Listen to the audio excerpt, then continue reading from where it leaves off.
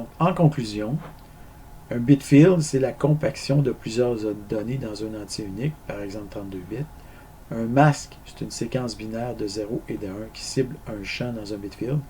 Ça se peut que ça c'est d'autres choses aussi. Il peut se réduire à un seul et unique bit pour cibler un seul et unique 1, si vous voulez, pour cibler un seul et unique bit, comme par exemple LED 4. La négation ou l'inversion est principalement utilisée pour inverser les masques.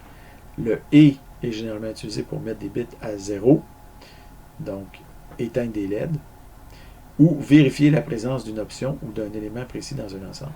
Le ou inclusif est généralement utilisé pour mettre des bits à 1, donc allumer des LED, et pour combiner ensemble plusieurs données ou options.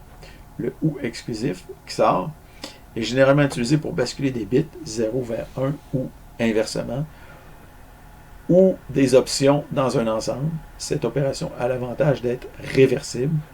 On peut utiliser les opérateurs SIO avec 0 et moins 1 pour simuler la logique booléenne et la rendre plus rapide dans certaines circonstances. Les décalages à gauche et à droite sont utilisés pour multiplier ou diviser par une puissance de 2, ou alors pour modifier l'emplacement d'un champ dans un bit field, généralement pour l'extraire, l'insérer ou le modifier. Alors, vous avez ici votre auto-évaluation. Donc,